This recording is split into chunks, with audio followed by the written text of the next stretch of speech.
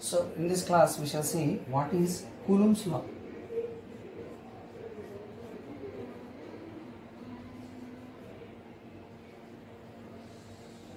So Coulomb's law means whenever there are two charges, suppose there are two charges, now there will be a force of repulsion between them. There is a force of repulsion between them, right? So that force can be calculated. Suppose this is Q1 and this is Q2. Then F is directly proportional to product of the charges and F is inversely proportional to the, if you calculate the distance between these two charges, let it be R. So it is inversely proportional to the square of distance between them. Now from 1 and 2 we can write this is one in equation 1, this is in equation 2. So from 1 and we can write F is directly proportional to Q1, Q2 and inversely proportional to square of the distance. And remove the proportionality, we get F is equal to some K constant into Q1, Q2 by R square, where K is defined as 1 by 4 pi epsilon naught from the experiment. This is Coulomb's law. This is also called inverse square law because it is inversely proportional to the square of distance. So it is called as inverse square law. Okay. So this is Coulomb's inverse square law, and this is used to calculate the force between any two charges. It is useful in calculating the force between any two charges. So this is called as Coulomb's inverse square law. Now we shall see one problem based on these two conditions.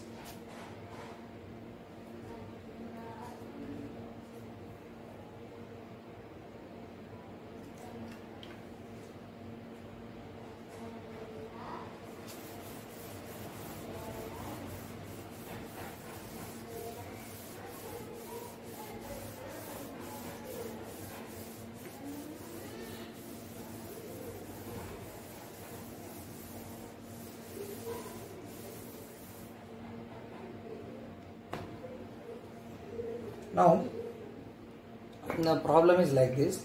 There are two charges at point A and at point B. There are two charges Q and Q. One is a positive charge, another one is a negative charge. It's the first question from the PDF which I have sent to you. So one positive charge and one negative charge, right? And from positive charge, nearly 1 by 4 of the charge, that is Q by 4, is sent to the negative charge, is given to negative charge. We have taken Q by 4 of the charge from this charge and we have given to negative charge. Then what happens? Let us see. So Q by 4 plus Q by 4 minus Q by 4 is equal to 3Q by 4. Charge will be left. Here how much charge will be left over if I take Q plus Q by 4 from this one? If I subtract plus Q by 4 from this one, I will get 3Q by 4. Charge will be left over. Right? Next, here minus Q by 4, I am adding this plus Q by 4. I am adding plus Q by 4 to minus Q by 4. Here minus 3Q by 4 charge will be left over. Right? So initially how much force is there between these two charges?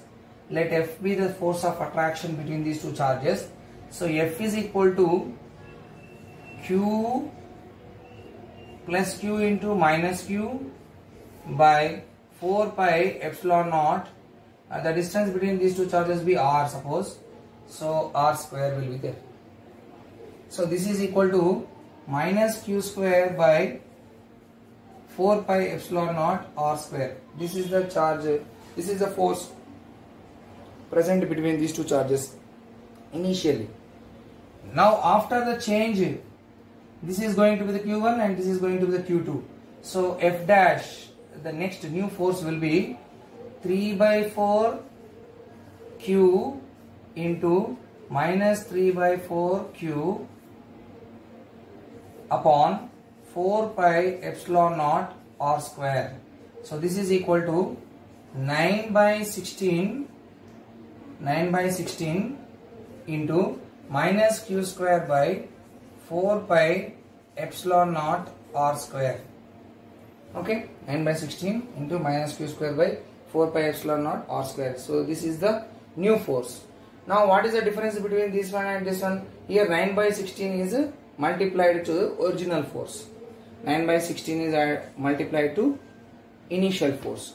So we can write that new force is 9 by 16 times old force. Okay, so like this we can get the relation between the new force and old force. This is the application of Coulomb's law. Okay, right. Next,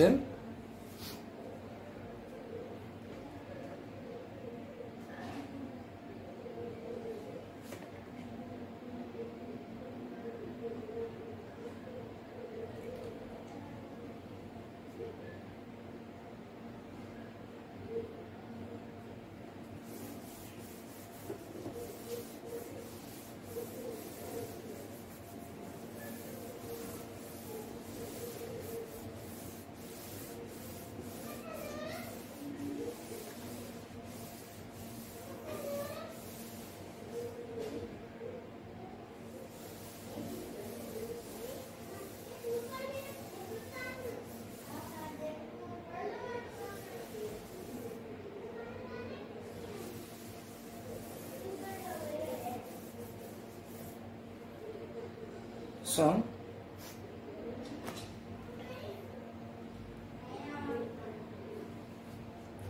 there is a hydrogen atom. There is one hydrogen atom. We all know this hydrogen atom. What will be present in the hydrogen atom? There will be one proton at the center, and there is a electron in the orbit. Okay, so he is saying that in the question he has given that even though it is a hydrogen atom, we have positive charge and negative charge. So he is saying that there is a slight difference between these two charges. That is, one charge is minus E, and the other charge is what he is saying is E plus slightly greater than the first charge. They are not equal charges. We know that the charge on the proton and electron are same, but in the question, as per the question, is saying that there is a little bit charge more when compared to the other charge. That is, delta E charge is more when compared to other charge.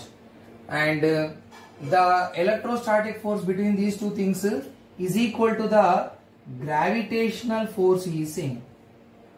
Whatever the gravitational force that is acting must be equal to the electrostatic force between two hydrogen atoms. There is electrostatic force between these two hydrogen atoms. We are taking two hydrogen atoms here. Okay, we are taking two hydrogen atoms. Between these two hydrogen atoms, there is an electrostatic force Fe is acting, and the gravitational force is equal to the electrostatic force. Then find out this delta E value he is asking. So what will be the delta E value is asking. That is the question. Okay. So first of all we will find the electrostatic force. The gravitational force between the there is a gravitational force between these two atoms, and there is an electrostatic force between these two charges. Electrostatic force is between two charges, and gravitational force is between two atoms. Okay, so find this delta E value he is asking. So how to find? First of all we shall find electrostatic force. Before that we have to find the net charge. Net charge is equal to QE plus QP, charge on the electron plus charge on the proton. So that is nothing but minus E plus delta E. So these two forces we have to equate. Charge on this, net charge on this atom, we are going to find out. So E and minus E will get cancelled. So we will get delta E is the net charge on the atom. Here delta E charge is there, that is Q1, and Q2 is also delta E charge is there on this atom. Now electrostatic force we have to calculate it. So electrostatic force is equal to Q1 Q2 delta E into delta E. So that is equal to delta E whole square by 4 pi epsilon naught. The distance between the atom is given as, suppose we are taking as R. The interatomic distance between the two atoms is taken as R or D, anything you can take. So let's suppose the distance between these two atoms we are taking as D distance we are taking. So you will get D square. So this is the electrostatic force we have calculated between the two atoms. Now gravitational force we are going to calculate between two atoms. So we are going to take the mass of hydrogen atom, and this is the mass of hydrogen atom. So gravitational force Fg is equal to capital G into M1 M2 mh whole square divided by the square of the distance between the two atoms, that is D. So that is D square. Okay. So you got the gravitational force and you got the electrostatic force. Two forces you got. Now equate these two forces as per the given condition. So we are going to equate these two forces. So we get delta E whole square by 4 pi epsilon naught into D square is equal to G into mh whole square by D square. So D square get cancelled. Okay. So what is left? You just cross multiply this one to this side, right? So what you will get? Delta E whole square is equal to 4 pi epsilon naught G into mh whole square. This one you will get. Now this will be taken square root to the side, right? You can take square root of this one. So delta E is equal to square root of 4 pi epsilon naught G into mh whole square root. Okay. So write down these values. 4 pi epsilon naught value is 1 by 9 into 10 to the power of 9. This is 4 pi epsilon naught value, and G value is 6.67 into 10 to the power of minus 11. This is the G value, and mass of the hydrogen atom, that is mh, is equal to 1.67 into 10 to the power of minus 21.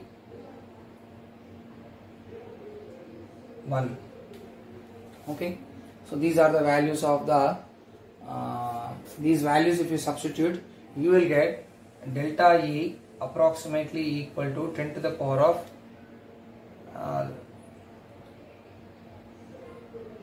37 or 27 something you will get. Okay, this much value you will get. Right. So like this we have to calculate the using Coulomb's law. Right. This is one kind of problem. And next,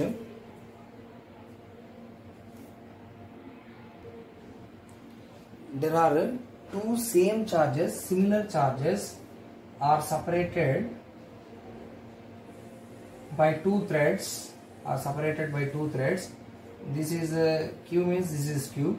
This is a positive charge means this is also a positive charge. Both are separated. Due to repulsion between them, they are separated by a distance of x. And the angle made by at the vertical is theta. Okay. So if you draw a parallel line to this line, then this will also makes an angle theta over here, right? And because of the same charges, what happens? There is a repulsion force acting over this. So F is a repulsion force acting. Okay. And here along this line, along this thread, tension force is acting. So if you resolve this tension force, so what is resolution of tension force means? Suppose you take x-axis, y-axis, and tension force is acting along this one, along this suppose some angle theta. The force is acting some angle theta with the x-axis. Then what happen? You drop a line perpendicular to this one, and this is going to be the x component. This is going to be the y component. Now if you write definition of sin theta, opposite side by hypotenuse is f, and you cross multiply this side, then what happen? F sin theta is equal to fy. So it is a y component, a vertical component fy is equal to f sin theta, you got. Similarly, find out x component, write down the definition of cos theta, you will get fx by f. Now cross multiply, you get f cos theta is equal to fx. So this is the horizontal component. This is the horizontal component f cos theta. Similarly, if you the horizontal component is, if theta is making angle with this axis, so this is going to be the x component and this is going to be the y component. So along this component we get t cos theta, and along this component we get t sin theta. Okay, and the mass of this charge will be acting vertically downwards, that is mg. Okay, so what is the situation given in the question? There are two charges, they are hanged along with the threads, the length of this thread is L. L is the length of this thread. Okay, L is the length of this thread. And here this total is x, so half of this one will be x by 2 and this is x by 2, half of this one. So now you write down the free body diagram. From this we get the forces. So T sin theta is equal to F. Here F force is, what is the charge on this body is, it is given as Q. Q is the charge on this body. So you will get kq square by the distance between these two charges is x. So kq square by x square, where k is equal to 1 by 4 pi epsilon naught. 1 by 4 pi epsilon naught. Okay. So T sin theta is equal to kq square by x square you will get. Similarly, T cos theta is equal to mg you will get. These are the balancing forces. Mass is balanced by T cos theta. Okay. So like this we will get. Now you both divide this equation. This is equation number 1. This is equation number 2. 1 divided by 2. What we will get? T sin theta by T cos theta is equal to kq square by x square divided by mg. So T and T get cancelled. This implies tan theta is equal to kq square by x square mg. You will get tan theta like this. Okay. So when theta is very small, if theta is very small, then tan theta is equal to sin theta. When tan theta is equal to when theta is very small. Then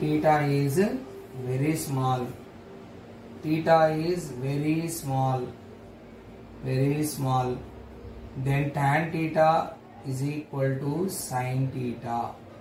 Nearly it is equal sin theta. So in this case, what is sin theta? If you take sin theta here, so sin theta is equal to, opposite side is x by 2 by hypotenuse is length L. So x by 2L. Sin theta is equal to x by 2L. Sin theta is x by 2L. So here in the place of tan theta you can write sin theta. So sin theta is equal to x by 2L. So what you can write here now?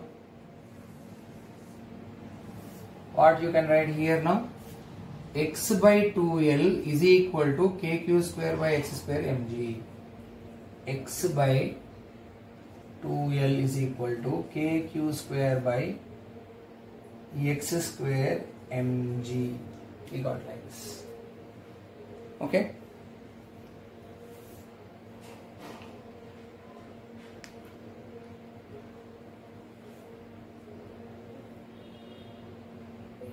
So now what we have to do is keep this q square this side only, and remaining all terms you just cross multiply. You cross multiply the all terms, remaining terms you cross multiply. So what you will get, x is multiplied with this one means you will get x cube mg by 2lk is equal to q square. So q square is proportional to x cube. We got what? Remaining all constant. These are all constant terms. So q square is proportional to x cube. Okay. And you send this square to this side, it will become 3 by 2. So q is proportional to x power 3 by 2. Q is proportional to x power 3 by 2. We got. Q is proportional to x power 3 by 2 we got.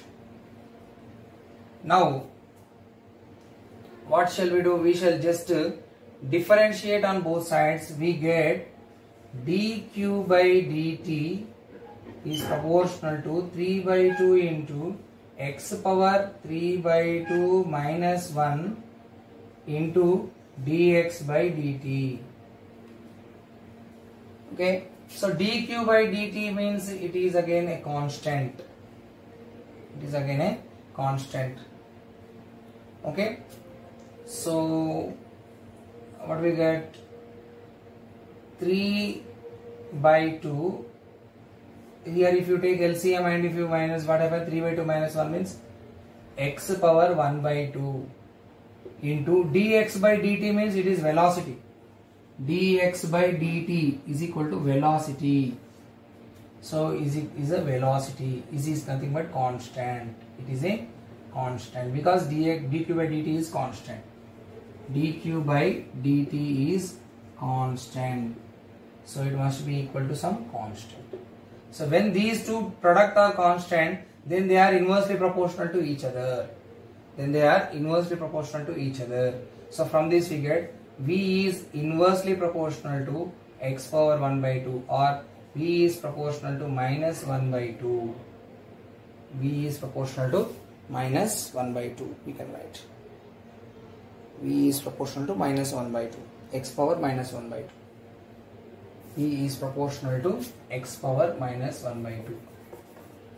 V is proportional to x power minus 1 by 2. This is our answer. Right? So whenever this type of problems are given, we have to solve like this.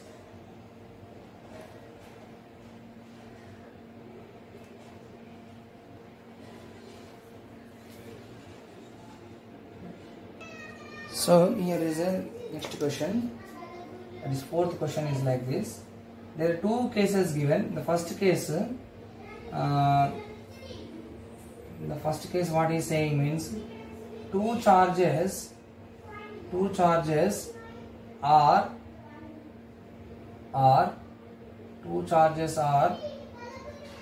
hanged from a height y. Two charges are hanged from a height y in the first case, and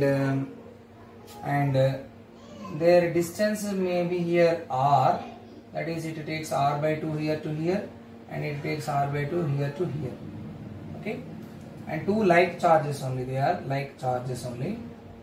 Okay, and there is no change in these charges, the charges remain kept constant, that is q only, but the height is changed in the second case.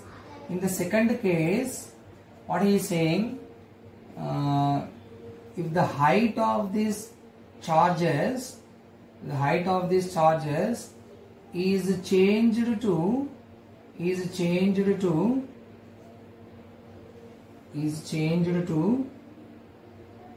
y by 2, the y height is changed to y by 2 height, same charges, height is lowered, and the change in this distance is r dash, that is r dash by 2 and this is r dash by 2 here to here. the total distance is r. Okay, the total distance is r dash, and here to here the midpoint, here to here is r by 2, here to here it is r by 2. Similarly here to here r by 2, here to here r by 2. Height is here y, and height is here is y by 2. Height is lowered. Okay, so for this what we do, first we shall write the all possible things. Here it is making angle theta. Same in the case of previous problem, if the tension is acting over this T, and this becomes T cos theta, and this is the weight of this charge mg, and like charges means the repulsion force is acting in this case, and T sin theta is acting in this case towards this side, T sin theta, and towards cos theta, and the repulsion force is acting in this case, and repulsion force is acting in this case. So here we write the values, equations. Equation number 1, T sin theta is equal to, so what is the force that is acting here is repulsion force.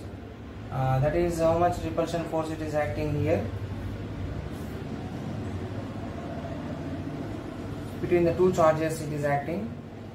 So the repulsion force acting between the two charges is F is equal to kq square by r square.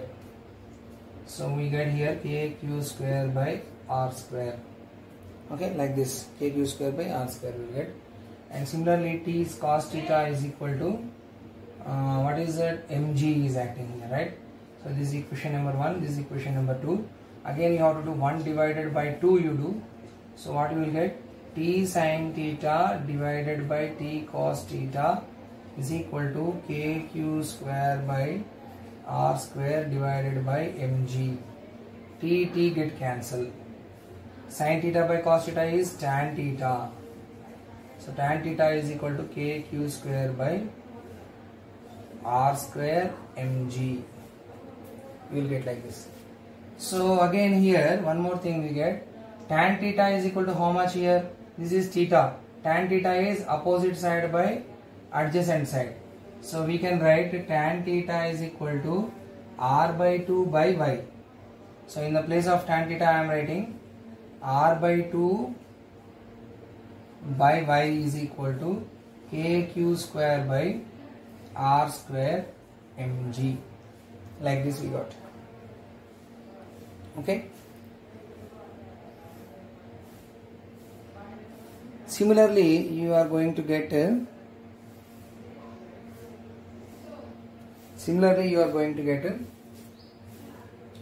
for this one also, here in the place of y you will get y by 2, in the place of r you will get r dash by 2. Okay, remaining all are same. R only changed to r dash, y changed to y by 2. These two things will be changed in this second case. So write down this is equation number 3, and next equation number 4, r dash by 2 divided by y by 2 is equal to kq square by r dash square mg. This is equation number 4. Okay, so 2 and 2 get cancelled. So next you just divide the equation 3 and 4. 3 with 4 or 4 with 3. You can divide the equation. Okay, so I want to drop this and write in the next.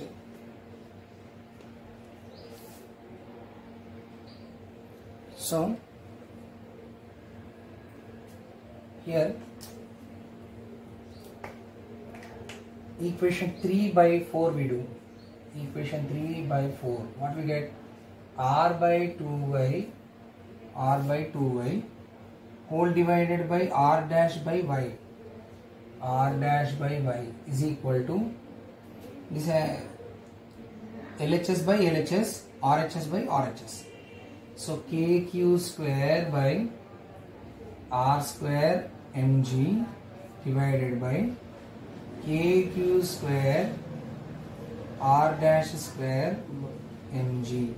So mg get cancelled, kq square get cancelled.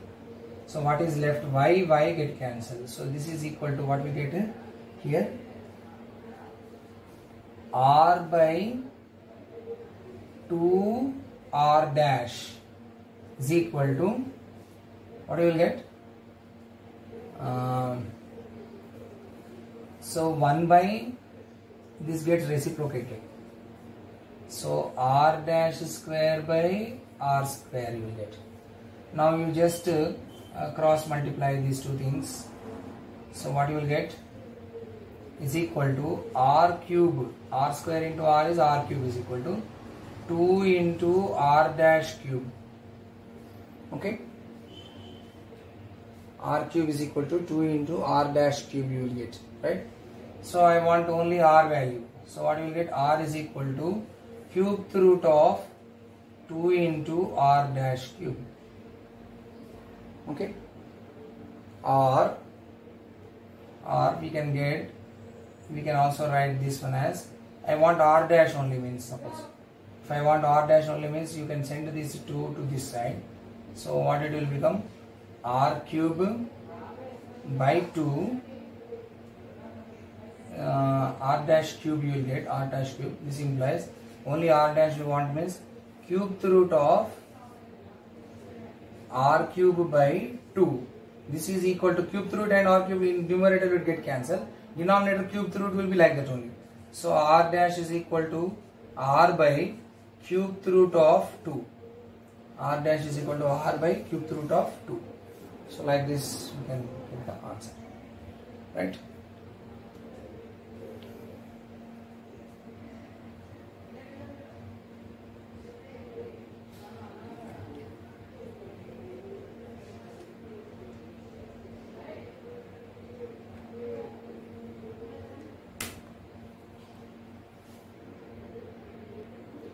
Next question, in fifth question, what he is asking means, there are two ions. This is one ion and this is another ion. So ion means what? It may be positively charged or it may be negatively charged, right? So there will be some transfer of charges and transfer of electrons will be happening, right?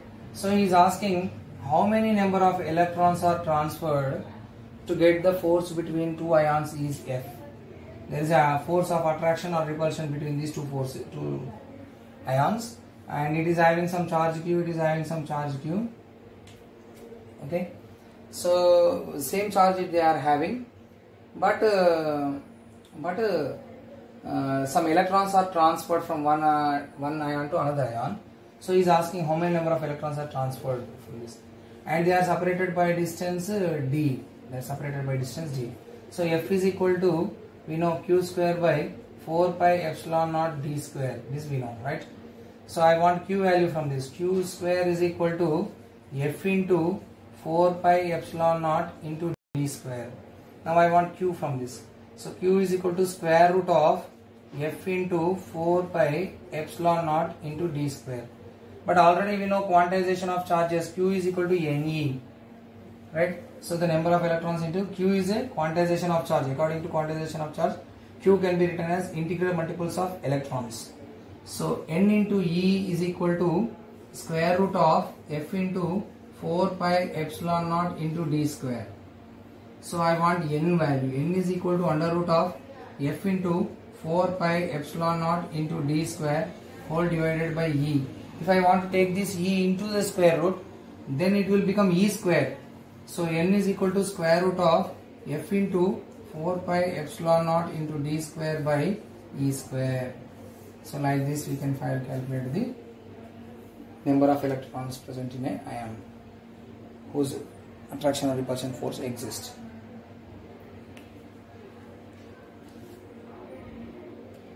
Next, the sixth question is like this. He given that the force between two charges in the medium of air, or vacuum. Medium of air or vacuum is F naught is equal to q square by 4 pi epsilon naught d square. When these two charges are separated by a distance d. Okay. So F naught is there, and here medium is air. Okay. If a dielectric medium is introduced, now what we are doing, a dielectric medium, one medium we are introducing, a dielectric medium we are introducing. When dielectric medium is introduced, so what will be the force now introduced? Then F is equal to how much? After in the medium F is equal to how much? So but we know that, once again, that is K is equal to dielectric medium, that is epsilon naught R is equal to epsilon by epsilon naught. This is epsilon is a permittivity in medium, epsilon naught is a permittivity in air, and K is a dielectric. So from this relation we get epsilon naught is equal to epsilon naught into K.